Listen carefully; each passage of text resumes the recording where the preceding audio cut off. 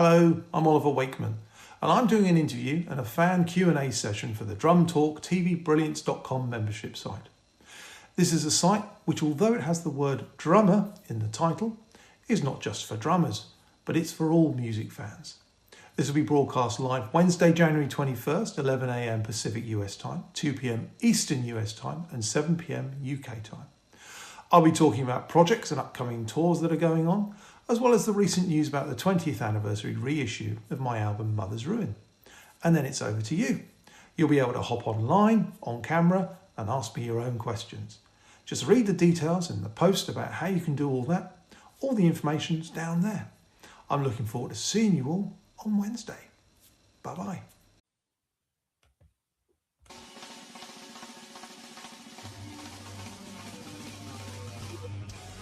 To another Yesshift News Desk edition, talking about some Oliver Wakeman updates. We even have a fan Q&A coming up with him. I'll talk about that in a little bit and get to those other activities as well. He has a reissue of his 2005 album Mother's Ruin coming out. He has touring updates. Rick Wakeman has updates as well, what's going on his end. And there's even a little bit of John Anderson updates. Dave Kersner mentioned something about pre-cruise to the edge, and Asia is involved in a cruise as well. So I'll be catching up basically on some of the news that came out since the final episode of last year. I know Dad and I went live this past Sunday to talk about Tony Kaye's birthday, but this is a chance to catch up on some of that news that's blown by, as well as some of the more recent stuff that's come out and what's coming up. So here we go. Let's catch up on what's happening in the Yes world, the Yes adjacent world, and the prog worlds at large, I guess you could say. So first off, we have the Oliver, so many Wakemans. Even gonna be touching a little bit on Adam Wakeman's Jazz Sabbath Live in this episode. But yeah, I have all this on a doc. I have this all in order. I'm prepared, so I'm really excited about all of this. So on Wednesday, January 21st at 11 a.m. Pacific, 2 p.m. Eastern, 7 p.m. UK time, we are having Oliver Wakeman on the Drum Talk TV Brilliance site. That's drumtalktvbrilliance.com. And so the way that you would get involved with this Q&A is you would go to drumtalktvbrilliance.com. You would click Become a Premium Member, because even though the beginning part, the interview portion where he'll talk about what's going on with him, what he's working on, even though that portion will be public, it might be the first 15, 20 minutes or so, that'll be on Facebook and YouTube. But the rest of it, the Q&A part where the fans get to ask him questions, that'll be exclusive to premium members of Drum Talk TV Brilliance. You know, not free members, premium members. And premium members also get other perks like watching past Q&As. There's another Q&A we did with him a couple years ago, and he even did a performances in between stuff on that. And we have Q&As with other past guests. Les Warner is a recent one, and you'll get access to future ones if you keep being subscribed to premium. But if you only want access to this particular event and you only want to participate in this, there is a gig pass option. So just go to drumtalktvbrilliance.com. You'll find the appropriate buttons for those. All right, we have quite a lot of Oliver Wakeman stuff to get through. But first, I want to catch up on some of the stuff that happened late last year.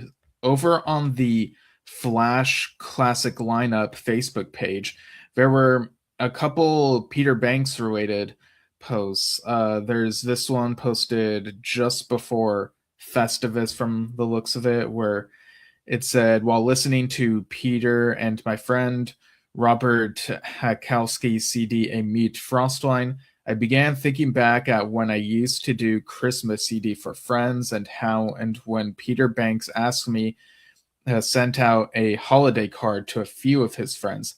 This request came on December 22nd or 23rd, 2008.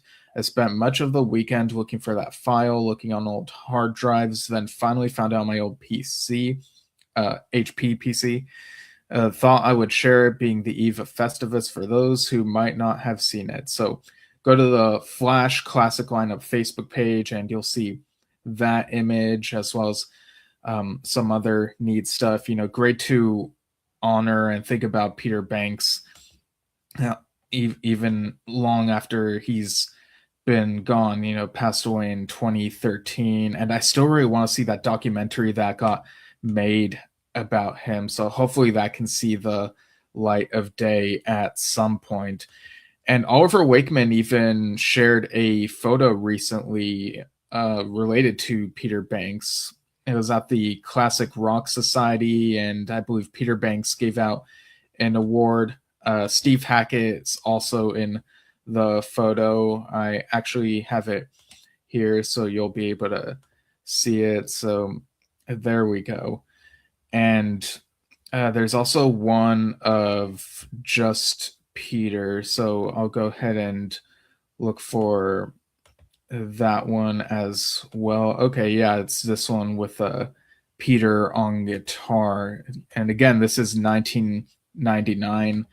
Oliver has been really active on Facebook, sharing all these different memories and also posing discussion points about some albums that he's listened to, like Queensryche stuff, Marillion, Rush, even some interesting Rush discussion. And of course, also talking about albums his father Rick was involved with and the Yes member solo albums, especially the ones from 75, 76, and even a couple of the follow-ups like Song of Seven and Three Ships around Christmas time, I think was another one. Such a great album. Hard to believe that is 40. Like, I know people have mixed feelings about Three Ships, but that to me it's just a classic, So yeah, lots of great stuff on Oliver's page. I mean, y'all have heard me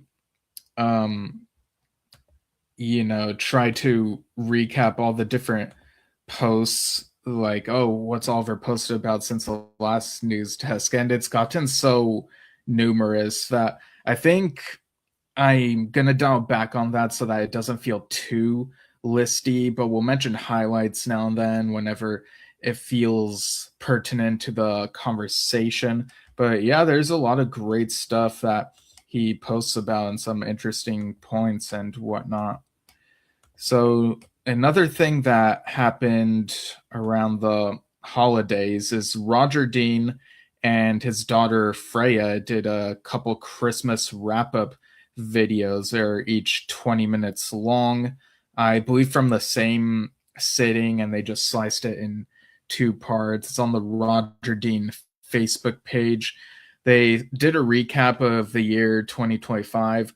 Roger did mention wanting to put out the Secret Path book, which from the sounds of it might be, the way he was talking about it might be a heavily edited version of the Secret Path book that came out a couple years ago around the time of the exhibit, when me and Dad went to see that, or it might be a bigger size this time. So I guess we'll have to see how that comes out. I wonder how different it may be from the one I already have. And of course, Roger Dean's Facebook page continues to be full of his various works of art and really great stuff. Really cool to go down memory lane and see all that stuff. He does like a bit of context of, oh, this is from that period and this is what I was going for, that type of thing. I just love that stuff and having all of that context. Next up, Fragile the the Yes tribute band, their page said, "Happy New Year to y'all. We are happy to reveal the artwork for our forthcoming album, The Last Haven, Emily's Castle, painted by the amazing Steve Mayerson."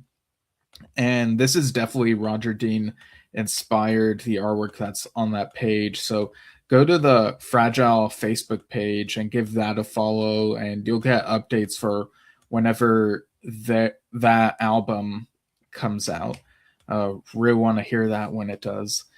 Another Yes tribute band, Shine Delirious, has a show tonight, January 17th, at Empress Theater. And this is here in California, though I think it's further north of me. Let me just double check that. If they were closer to me, I would definitely want to try checking it out. But yeah, this is at the Empress Theater in Vallejo, California.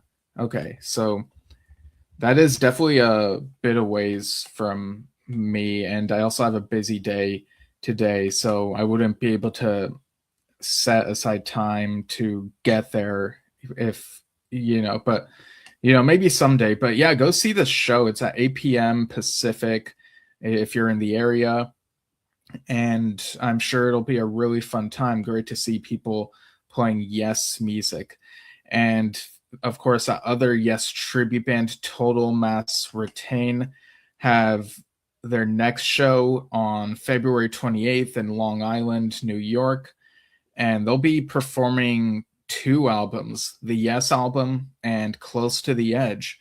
So that'll be a really fun show, I'm sure. The Yes album's turning 55 next month. So Dad and I really got to get on that. We haven't done a full episode dedicated to that one. And Close to the Edge is always the favorite. And Total Mass Retain, their set list, they always make sure that it doesn't overlap too much with what Yes are currently doing. So that's really going to be a fun time. Check out Total Mass Retain, follow their page, and see when their next shows are, and if you're able to make them. Typically East Coast shows. It would be cool if they ever came to the West Coast. I would definitely be there if they were near me. But yeah, go and see them.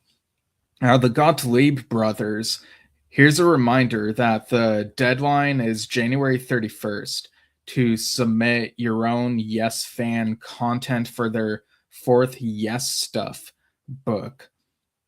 And this will be, you would go to GottliebBrothers.com. I'll go ahead and show you the website for that.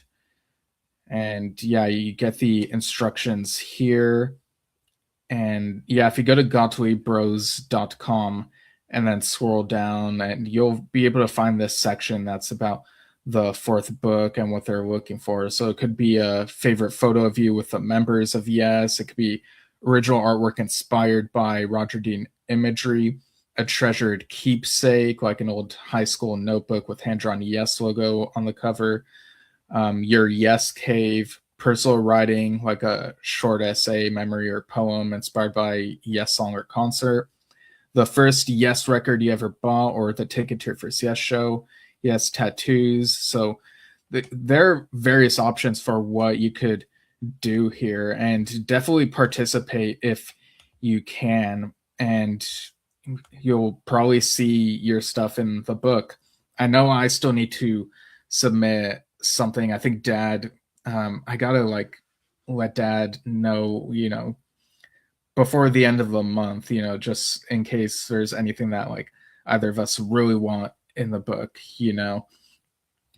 so that's 2 weeks away, is the end of the month. You have a bit of time, but keep it in the front of your mind. Definitely keep that on the radar. Okay, next up, Trevor Horn has been posting some clips on his page. There was one where he talked about the Buggles name, basically being inspired by the Beatles name. He talked a little bit about Hans Zimmer. There's also some rehearsal and soundcheck footage from the shows he recently did. So definitely still keeping an online presence, which is good. Yesterday, January 16th, was a Yes Music podcast episode where Kevin and Mark interviewed Preston Fraser, author of the recent book Yes Indeed, Tales from Yes without John Anderson. And of course, that book is about the periods of Yes when John Anderson is not in the band, so the drama period and Fly From Here onward. And I really got to check out this book. But yeah, it was an interesting conversation. They gave him some questions that really make you think. And uh, the timing of this episode's release is kind of funny because it came out on John Davison's birthday, one of the Yes vocalists post John Anderson. And this book came out the week of Drama's anniversary last year. So do we have to get Preston on around Benoit David's birthday? I don't know, but we'll see what we're able to do. But yeah, definitely want to read that book. And yeah, this past week, Tony Kaye's birthday, Trevor Rabin's birthday, and John Davison's birthday. There were some great birthday wishes towards the bunch. I do think when it comes to John Davison, I wish people would just be nicer, even just on like it really says something about people when even on a birthday they just can't be nice or just scroll past, and that's all I'll say about that. But yeah, much respect to John Davison. We're looking forward to the next Yes album and what he and the current lineup are able to do.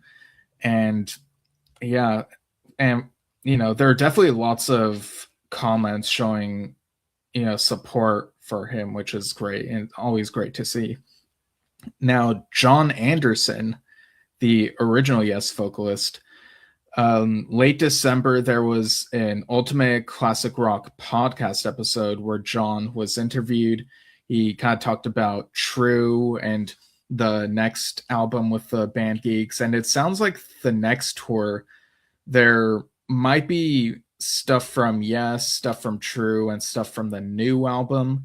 Now, I don't know if they'll stick with that, if things will change before as they prepare the set list for the tour, how much of the next album will be on the upcoming touring. But for me, it's always super exciting whenever newer music is put in the set list. So here's hoping there's a lot of new.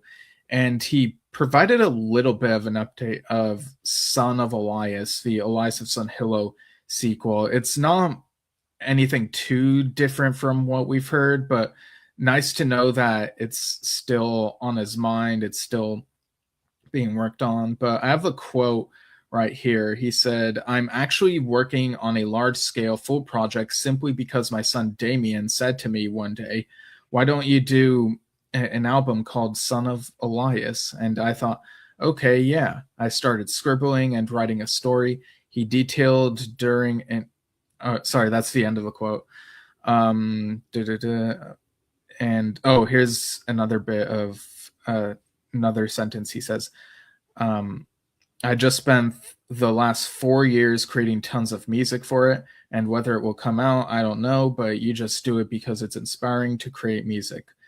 So this album, Son of Elias, the thing that we keep hearing is that there's 4 hours worth of music, and that I remember at one point there was, John was talking about different pathways. That was years and years and years ago. Like, this is something he's been working on and off for about a quarter of a century, I think, maybe even as far back as 1999. So I really hope that it comes out like not too far into the future. I mean, we're closer now than we were back in the early 2000s or whatever, right? So here's hoping. Another thing going on, of course, Frontiers are re-releasing John Anderson's albums Survival and Other Stories and Earth, Mother Earth.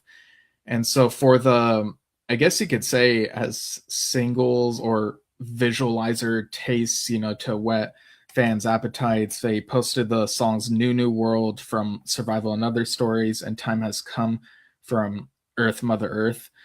New World is such a bombastic song. It is so good. Like, how many of you watching or listening right now have listened to Survival and Other Stories? It's such a triumphant opening to that album, and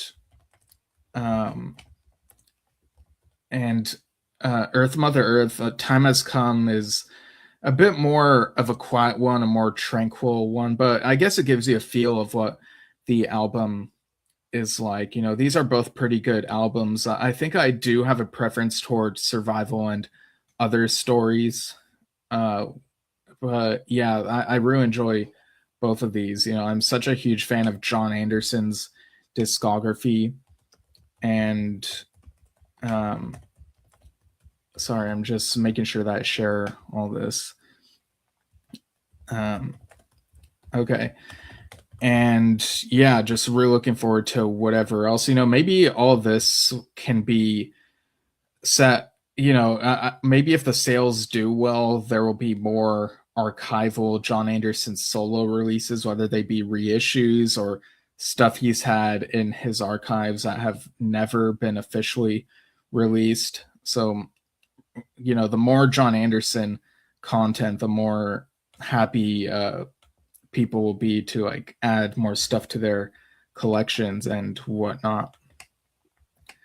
All right, next up, what do we have here? Just scrolling through the document that I have. Okay, Bob Seska received copies of Yes Symphonic Live. I saw that in the photos he showcased the different formats, the vinyl, the Blu-ray, the CD, and the artwork. It looks really great, like the updates to the artwork. And like I've said before, we're having Bob Seska here on the show on Saturday, January 24th, noon Pacific, 3 p.m. Eastern, 8 p.m. UK time. So that'll be a really fun conversation. We'll be able to talk about Symphonic Live and art and what have you. I know that the circumstances for when he was brought on was kind of weird, because it was like, they ended up not getting Roger Dean for it. And as much as we love Roger Dean, I really love Bob Seska's art for Symphonic Live as well, and the stuff that he did for Magnification. So I think it's really great that they were able to get him for those projects. Next up, this is also from Mercury. Mercury is involved with the Symphonic Live re-release, and it looks like here they're also involved with Mother's Ruin.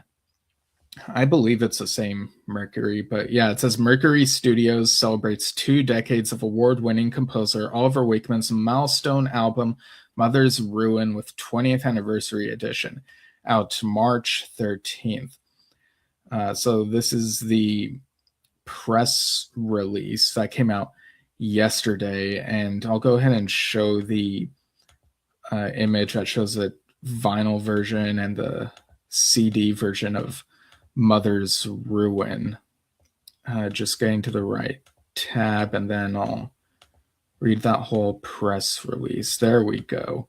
Now look at that. You got the globe with the, I guess that's like a drop of magma or lava, or I'd have to look into this a bit more. This album is so unfamiliar to me. I'm not sure that I've listened to anything from it. We've listened to other Oliver Wakeman stuff that's come out, even as re-releases in the last couple years.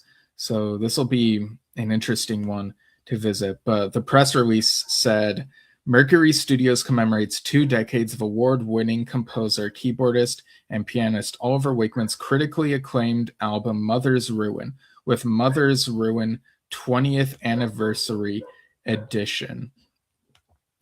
And a remixed, remastered, and expanded release out March 13th, 2026. Long unavailable, the prog rock gem will return on all streaming platforms and be released physically on CD and double LP. And here's a quote from Oliver Wakeman right here. So he says, I was always waiting for the right moment to revisit Mother's Ruin. Now, 20 years on, the opportunity finally came. It was carefully remixed and updated with today's tools, presenting the album as I'd always envisioned it. Unquote. Mother's Ruin 20th Anniversary Edition reveals new dimensions through a nuanced modern mix that uncovers lost instrumentation and includes additional tracks featuring alternate versions.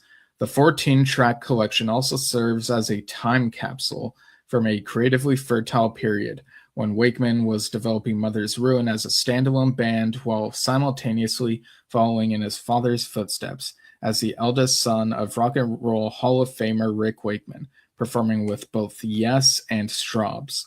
This March, Oliver will perform alongside his father as Wakeman and Son for 13 US dates, followed by 4 April UK dates of his own, performing the From a Page tour, an evening of Yes and original works. Originally released in November 2005, Mother's Ruin was well received but faced significant setbacks. The record label folded shortly after release while the band was still touring, and the tour cycle was further cut short when Yes summoned Oliver to join the band. So taking a break from this, I kind of wonder about the timeline of this, because I know that the Yes touring happened in 2008, was scheduled in 2008, so I do wonder if it took a while to schedule some of these shows, but anyway, continuing the press release. Despite these challenges, Wakeman has always remained proud of the album's compositions and musicianship, revisiting the material with longtime mix engineer Carl Groom. Yes, Dragon Force, Threshold, Pendragon allowed the album to be revitalized. Quote, rather than a simple remaster, I wanted to explore what could truly be enhanced.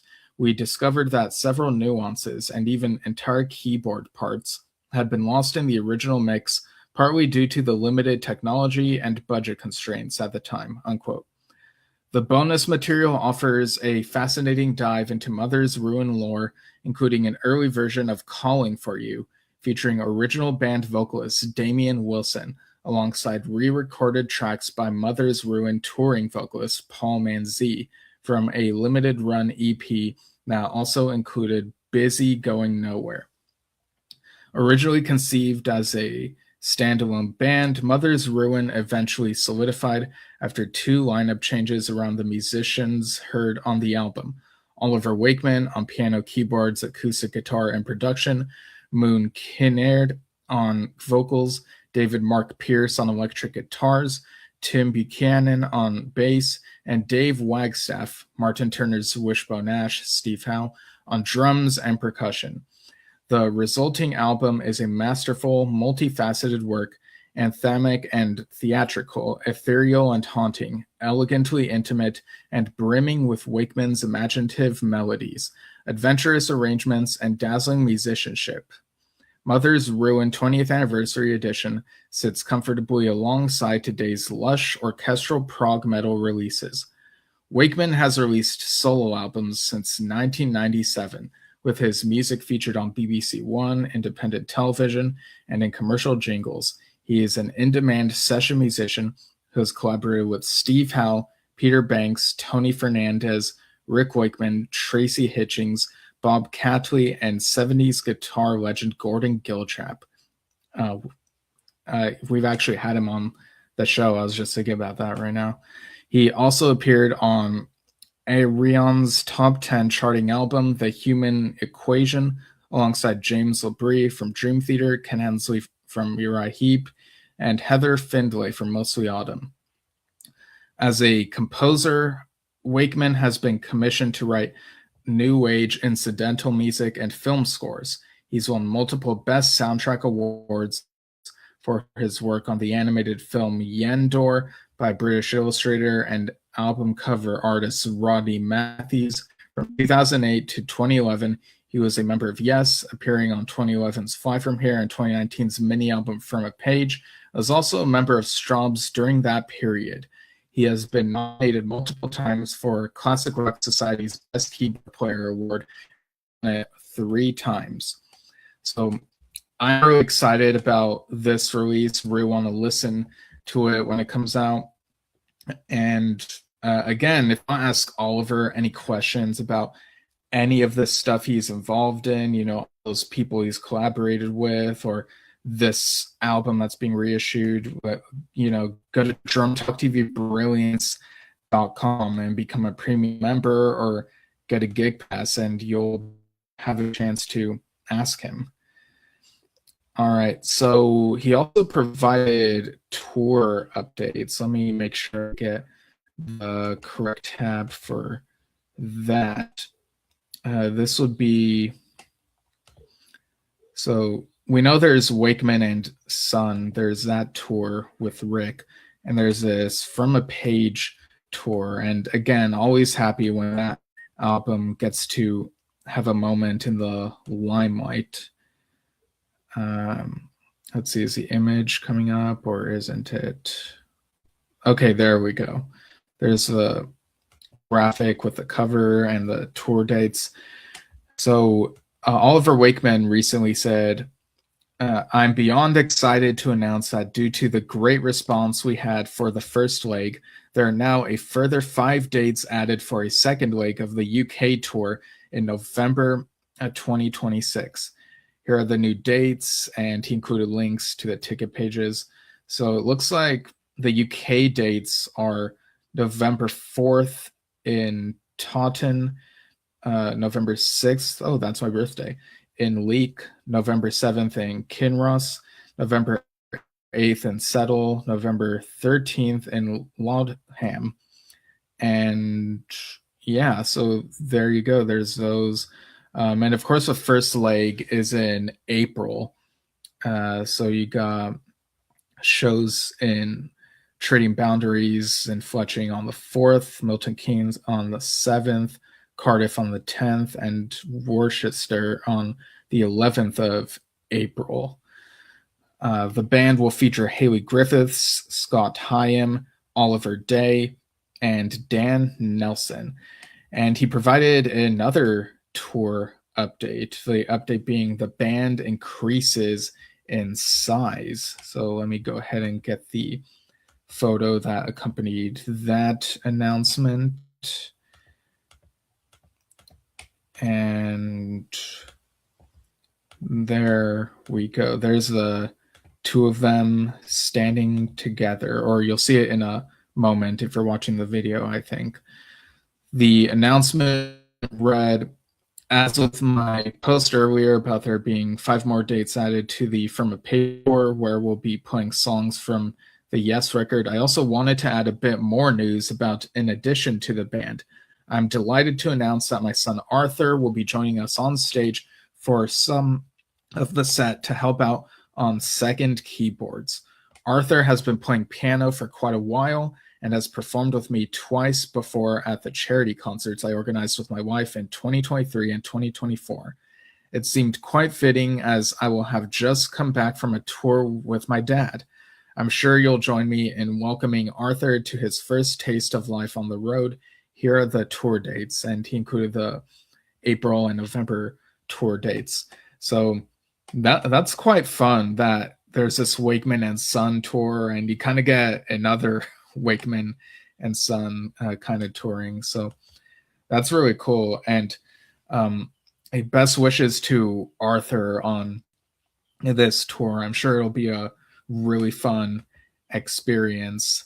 And, you know, like I've been saying, I would love to see this tour come to the US, especially on the West Coast, as that would be easy for me. You know, I got to see From a Page, that album, live. I just got to.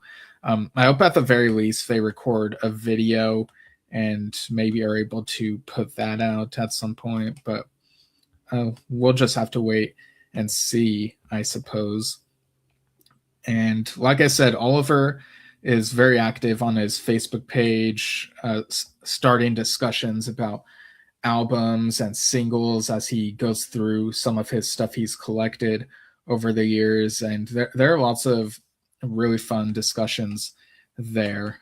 There's even a little bit of Keys to Ascension discussion, which will be relevant in just a bit. But moving on to Rick Wakeman.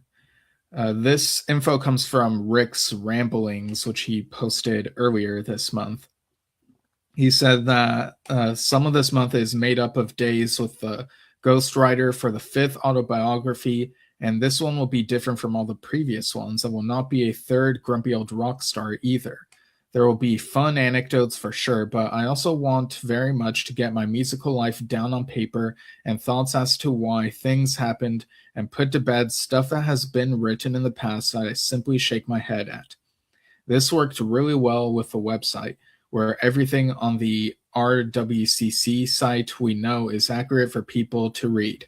I'm hoping the new book will have the same effect on putting to bed various incorrect myths and legends. I see what he did there. And actually opening eyes as to what really went on at certain times. Yeah, I actually have not read either of Rick Wakeman's autobiographies. I really want to, though, so maybe this new book, whenever it comes out, will be the push, or maybe we need to read something before then. I don't know when this one is coming out, but yeah, it's kind of an embarrassing blind spot for me, but really excited about this one. I wonder what periods it will cover. Maybe it'll cover some of the more recent periods. Will cover a bit of ARW, that time period. I don't know, but I'll give it a read when it comes out. And in his ramblings, he also said that this past weekend actually is when he said it would happen. He discussed the finalities of the Wakeman and Son tour with Oliver. And he said there are 14 concerts booked. Sadly, once again, all or mostly are East Coast based. I'm told that agents and promoters on the West Coast are not interested in anything I do, which I have to admit does disappoint me. And also, to be honest, I don't actually believe them. Yeah, I kind of find that hard to believe. There are definitely fans of Rick Wakeman here on the West Coast. Like, I know, there are popular artists, and Rick Wakeman is popular among prog rock, but I don't know. I just find it difficult to fathom that there wouldn't be enough Rick Wakeman fans on the West Coast. I mean, there have been Yes concerts here on the West Coast without Rick Wakeman, but I'm sure that there's a lot of overlap there. People love those songs that Wakeman was originally on, so how could there not be enough places that could promote a Rick Wakeman shows here on the West Coast? I don't know, there's something funny going on there. I don't know. I don't know why this is, I don't know what's going on there. But he also said that Tuesday the 13th, he went to the BBC again to record the BBC4 radio program Add to Playlist. On the 15th, he had a meeting with two very eminent and successful ballet choreographers who he's worked with in the past to discuss the music for a new production, which will come to fruition late this year or sometime in 2027. And he also mentioned that the album Return to the Red Planet had a listening session that took place on the 5th of this month, and that it'll release around the time of his birthday, May 18th. So we'll keep an eye out for that for sure. On the 26th, he says, I'm having a long management meeting to discuss all things 2026 and beyond and make definitive plans and dates to go with them. I have so much I want to do over the next 3 years, and it's important that as much as is possible is done to help me achieve everything, or as much as everything as possible. Yeah, that's really great that he's planning out stuff to do still over the next 3 years, pretty much throughout the rest of his 70s. And, we've heard a bit about it here, and maybe there's some other stuff we just don't know about yet. And he said on the 19th and 26th, Mark Jeeves and I will be recording some more podcasts. Incidentally, I hope you liked the pantomime, which we recorded in Ipswich during the Saving Strays Christmas concert, which I'm pleased to say, along with the concert in Norwich, raised over £24,000, for which all of us at the charity are so grateful. It's great to hear. And yeah, on this podcast, there was a pantomime, and more recently, there's a first new episode of the year for the Myths and Legends of Rick Wakeman podcast. And he talked a little bit about the Keys to Ascension period.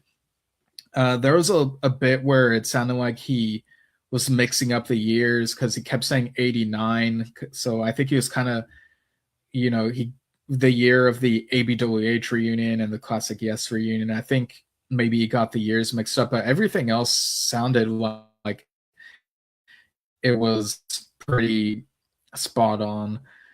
He mentioned that when he was called in to meet with what would be the current lineup for, basically in 1995, he mentioned in the podcast that he was told that he'd be meeting with John, Chris, Alan, and Trevor Rabin, and that intrigued him because that lineup has not been done.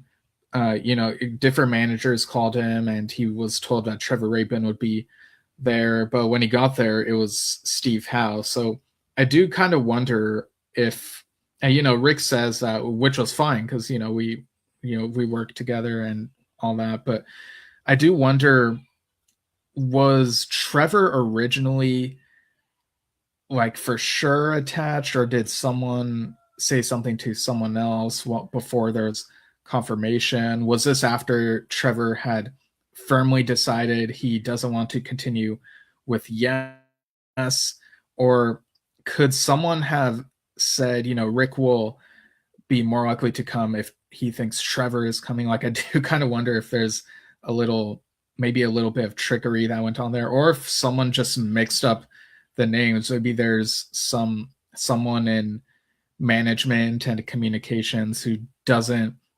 know Trevor from Steve. And, I do kind of wonder what happened there. But in either case, he talked about Keys to Ascension and praised Chris's bass stuff on Mind Drive. But of course, mentioned how he had said early on he has a tour coming up on these dates, and then Yes Management scheduled a tour for around the same time, and Rick had to basically say no. And they even, to have the audacity to ask Rick to cancel his solo tour when he got all these different players involved for the solo tour and all these promises made and stuff, that's a silly thing to happen. I totally respect and understand why Rick left when he did. I know people in Yes fandom kind of make a joke of how, oh, Rick, he always leaves, but I think it was the right choice for Rick to leave at that point. If he had to choose between the tours and they couldn't delay the Yes tour for him. And out of that, we ended up getting Open Your Eyes and then The Ladder and then Magnification. Rick came back after all that anyway. So, it worked out how it worked out. But yeah, the Keys to Ascension period is such an interesting one. And like I said, Oliver posted about the studio tracks and the live tracks and how he wished that they had initially all been on separate releases. He compared it to how on From a Page he wanted the studio stuff to stand first, as opposed to being buried under the live from Leon tracks. And yeah, there's a lot of Keys to Ascension discussion. It always feels like there's a resurgence with Keys to Ascension whenever anyone brings up that material. But funny enough, on Rick's podcast, he also briefly mentioned that Keys to Ascension is coming out again. And recently, within the last couple of weeks, over in the YMP discussion group, the Yes Music podcast group, Jeff Bailey got a copy of Prog magazine, and Jeff said that it says Spirit of Unicorn will release studio and live versions of Yes's Keys to Ascension. So that really excites me because it's like, how are they gonna package it? Is it gonna look like how they originally were with Keys to Ascension 1 and 2 having the live tracks and then the studio tracks on each volume? Or are they gonna do a thing where it's Keys Studio and then the live album? Or are they gonna do something different altogether where you have a disc that has that is and be the one, not in that order, in reverse order, a disc that has the live album, a disc that has the studio stuff from Keys to Ascension 2, or maybe the live album. I don't know. There's a few different ways they could do it. Will they re-release the video as well? Because we know there's an official video. Really curious, like, just how they do this and when will it come out. It would have to be, this year 2026 is the 30th anniversary of Keys to Ascension 1 and the San Luis Obispo concerts. So are 1 and 2 coming out together, or will 2 come out next year for that 30th anniversary? I don't know, but it's interesting that we've been getting sort of a resurgence of latter period. Yes, a couple years ago, Spirit of Unicorn were the ones who put out that 30th anniversary issue of Talk, and of course we have Mercury with Symphonic Live. So I do like to see this, that the later Yes stuff is coming back in some form and fashion. So keep an eye out for that. We'll definitely see what form that takes.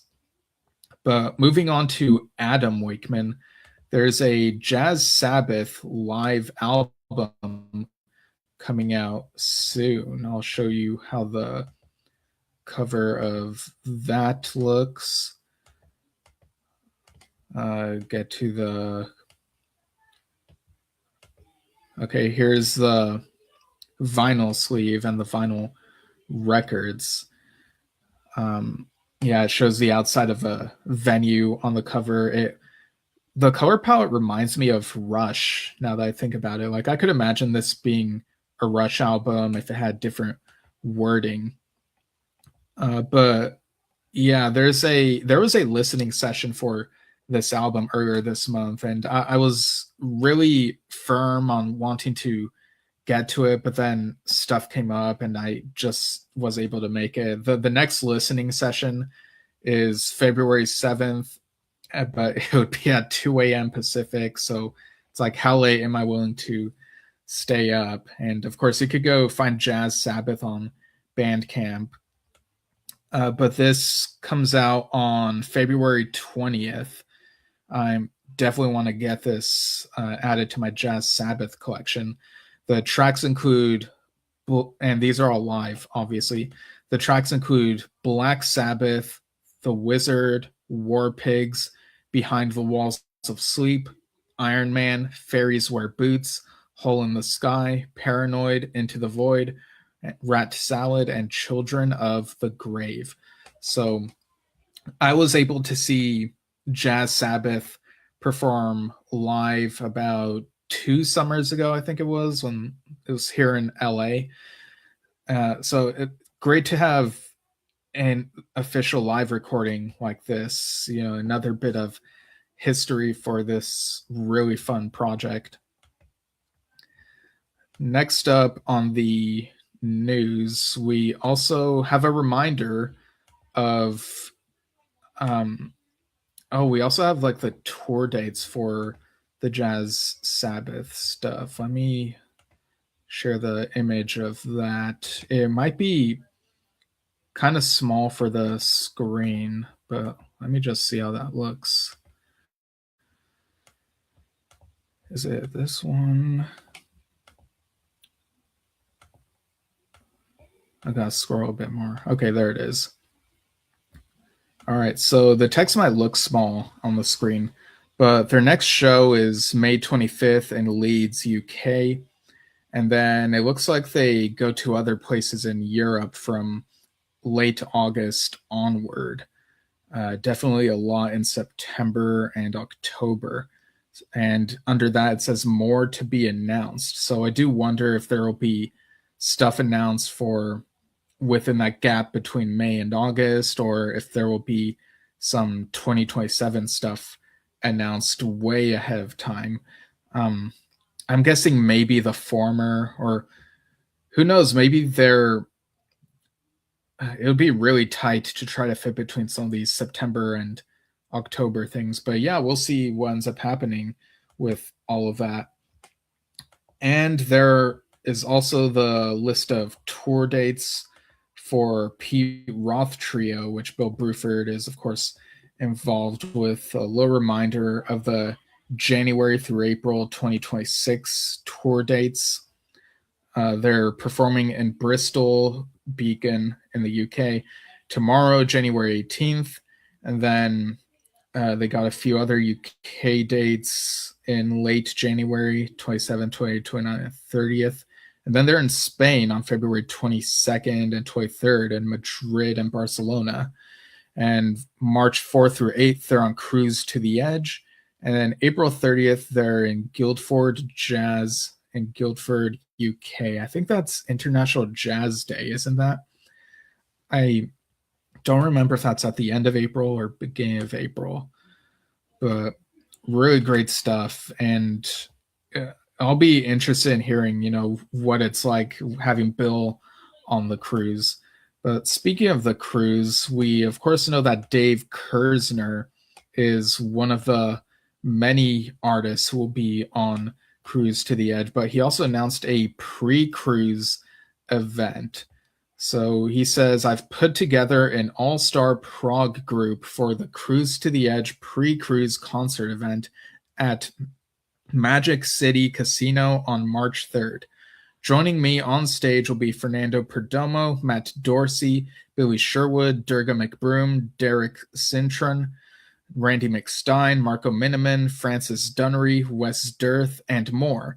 We'll be playing some of my solo album tunes as well as Sound of Contact, In Continuum, Arc of Life, Genesis, and who knows, it's going to be awesome.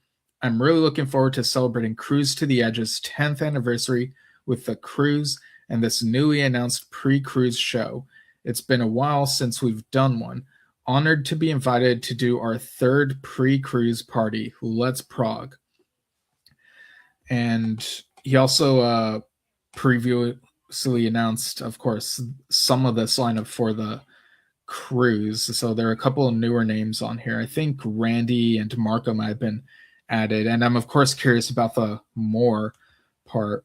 But yeah, this will be a really fun time. Really great to hear that. This I always get FOMO when I hear about Cruise to the Edge, but then I think about, planning, what would it take to try to get on the cruise, and then, stuff comes up and then we just don't end up, it's not something that's always on our radar. Like, should we go on this cruise? Even though I'm sure it'll be a really fun time, but maybe one day. I don't know. We'll see. It always depends on circumstances and what's going on. But there's also this other cruise involving trading boundaries. Let me get the awesome banner image for that. So Asia Acoustic will be on this Trading Boundaries voyage, and this will include Jeff Downs, Sean Mitchell, and Harry Whitley.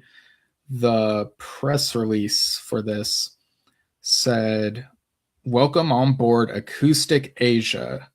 We're delighted to announce that Acoustic Original Asia will be on board for both of our upcoming voyages, making our July 2026 river cruises along the Rhine truly unmissable for fans and music enthusiasts alike.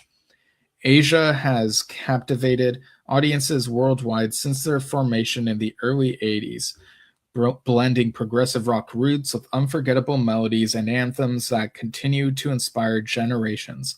On board, you'll enjoy the perfect fusion of incredible music, stunning landscapes, and the relaxed sophistication of river cruising, all set with a unique immersive experience that goes far beyond a conventional concert. To find out more and to secure your place, visit voyage.tradingboundaries.com. So that'll be really exciting. You basically get the current Asia lineup, but without the drums. And I wonder what the set list will be and if they'll film it. And again, I'm really glad that the shows that they did at Trading Boundaries last year, that seems like those are getting releases to commemorate that and have a historical record so that people can check all of that out. And regarding Asia and John Wetton's legacy, I did see that Lisa Wetton shared a post saying Lexicon is coming in 2026. I think it was her that shared that, but yeah, in our year-end show, Dad and I showed the image of Lexicon, which said 2005 to 2025, and we wondered, are there some unfinished recordings that got finished, so that Downs and Wetton's stuff would still come out, because we know they were still working on some stuff with, I think, for Asia, but maybe some of it for Icon as well. So definitely keeping an eye out for that whenever there's further info. And this other thing, speaking of Downs and Downs Braid Association and all that, Chris Braid over on his Bandcamp has this thing called Wondrous Stories. I guess you could call it an EP based on the length. But this, and I read up a little bit about this on Henry Potts' site, Bondagazoo. Apparently this got listed back in December, became available in December, I guess. You can listen to the tracks that are on there. And at some point, the release date said March 1st, but it now says April 1st. So I don't know what's going on there. I don't know if that refers to physical copies, maybe, because you can, from looks of it, it looks like you can buy the digital tracks, but this includes Chris Braid singing Wondrous Stories and The Smile Has Left Your Eyes. And then the third track is listed as Wondrous Stories piano version. But when I gave this a listen, it was the same as the version, track one. So I don't know if it's supposed to be an instrumental version that's supposed to be there instead, and it's just not. I don't know what happened there. And I read on Bondagazoo that there was a version of Owner of a Lonely Heart that he might have done with the producers that was on there initially, but is no longer listed there. So I kind of wonder what happened there, if there's maybe a rights thing or what. But the description for this on his page says, as a lifelong fan of Yes, these recordings are a small love letter to the music and voices that shaped my imagination from childhood onward. John Anderson has been my favorite singer for as long as I can remember. A beacon of wonder, melody, and spiritual joy, and revisiting Wondrous Stories felt like returning to the place where my musical heart first opened. My own connection to the Yes world has threaded through my career in unexpected ways. From my years in the producers with Stephen Lipson to creating albums as one half of the Downs Braid Association with Jeff Downs. Those collaborations only deepened my admiration for the artistry, adventure, and emotional generosity that John, Chris, Steve, Alan, Rick, Jeff, and the entire family of Yes have given the world. This release presents my version of Wondrous Stories alongside a solo piano/vocal performance of The Smile Has Left Your Eyes from Asia's second album, Alpha. These tracks are shared with the same spirit that inspired me as a boy, gratitude, wonder, and the joy of singing music that still feels like home. And he sounds great singing these songs. He doesn't sound exactly like either John, but he really does justice to the material. So go give this a listen if you haven't already.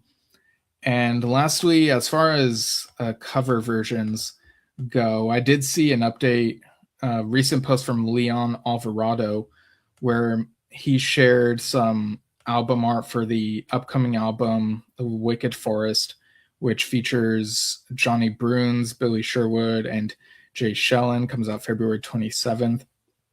So there's how the art looks. And you could see the track list here. I know it looks really tiny on here, but one of the tracks is Man in a White Car. So I guess this will be some sort of cover of the drama track. I'm not sure if maybe it says how long it'll be. I'm not sure if it says a runtime here. It's really small, but yeah, that's a interesting little Easter egg there.